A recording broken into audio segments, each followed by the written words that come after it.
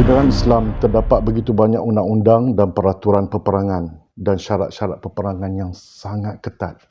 Ia merangkumi hukum seruan kewajipan jihad, persediaan peraturan sebelum perang, peraturan semasa perang, larangan menzalimi pada tentera musuh, pokok tumbuh-tumbuhan binatang, sumber semasa bertemu musuh, peraturan, rundingan dan mematuhi pelbagai syarat. Juga undang-undang selepas perang dan pengurusan harta peperangan dan pengurusan tawanan perang hingga ia dibebaskan.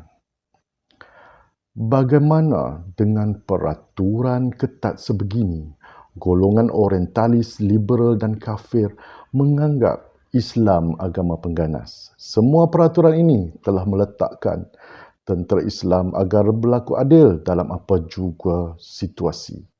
Jika direnung sejarah Islam, semua permulaan serangan oleh Rasulullah SAW adalah berpunca dari provokasi berdarah pihak kafir dahulu. Mereka membunuh utusan dakwah, utusan negara, membunuh pedagang Islam, membuka aurat wanita di tengah kumpulan kafir dan pelbagai lagi bentuk kezaliman pihak kafir yang memulakan api permusuhan. Selepas pembentukan pasukan tentera dan hadir ke kawasan musuh, rundingan utusan dilakukan dahulu dengan mengusulkan 3 tawaran kepada negara atau kaum atau suku penduduk kota yang zalim itu. 3 tawaran itu ialah: pertama, tawaran damai menerima agama Islam; kedua, membayar jizyah setiap tahun; dan ketiga, menghadapi peperangan. Semasa operasi peperangan terdapat juga larangan memotong pokok yang menjadi punca rezeki penduduk awam di sekitar, larangan membunuh orang awam, orang tua, wanita dan kanak-kanak, serta dilarang memusnahkan rumah ibadat, mencuri harta awam, ghanimah dan melakukan pelbagai jenayah awam termasuk merogol wanita dan lain-lain. Membunuh diri dalam perang juga dilarang kepada tentera Islam. Melarikan diri dari medan perang lebih besar kesalahannya.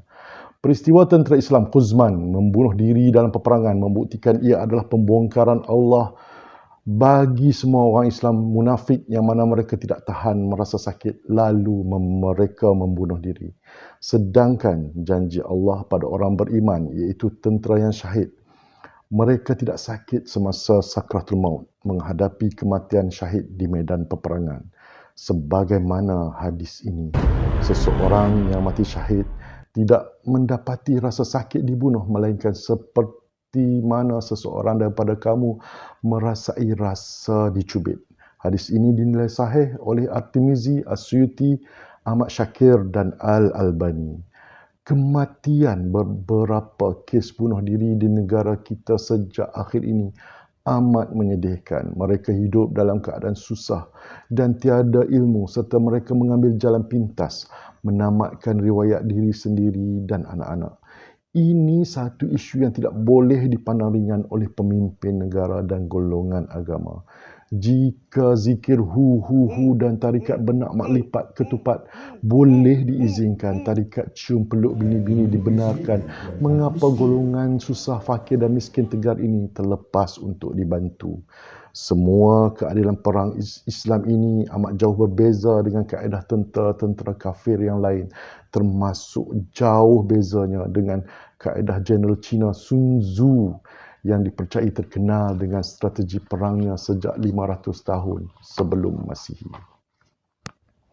Kita akan kupas tentang buku ini selepas ini. Memetik daripada buku Peace with the Quran, Clearing Misconception about the Concepts of War and Jihad in the Quran, Mufti Besar Mesir, Profesor Ali Jumaah menyebutkan 6 syarat dan etika peperangan dalam Islam yang membezakan ia daripada keganasan. Pertama, cara dan objektif mestilah jelas dan mulia. Kedua, peperangan, pertempuran hanya dibenarkan dengan tentera yang berperang, bukan orang awam. Ketiga, peperangan mesti dihentikan apabila pihak lawan telah menyerah kalah dan memilih keamanan. Keempat, melindungi tawanan perang dan memperlakukan mereka secara berperi kemanusiaan. Kelima, menjaga alam sekitar antara lain dengan tidak membunuh haiwan tanpa sebab, membakar pokok, merosakkan tumbuh-tumbuhan, mencemarkan sumber air dan telaga dan merosakkan rumah atau bangunan. Keenam, melindungi hak kebebasan beragama padri dan tidak mencederakan mereka. Justru, menurut beliau, salah satu keputusan perbicaraan Majma' Al-Fiqh Al-Islami nombor 128 tentang hak asasi manusia dan keganasan antarabangsa pada perkara kelima menyatakan perlu diperjelaskan maksud beberapa istilah seperti jihad, keganasan dan pengganas yang berkaitan dengan keganasan digunakan secara meluas oleh media massa. Istilah-istilah ini tidak boleh dimanipulasi dan mesti difahami mengikut maksud sebenar. Sudah sampai masanya pemerintah memperjelaskan garis panduan media-media yang menggunakan perkataan pengganas mengaitkan Islam diberi kefahaman. Termasuklah media yang selalu menyiarkan Tanyalah Ustaz, Jawablah Ustazah dan drama pujaan Makcik Bawang di penghujung maghrib.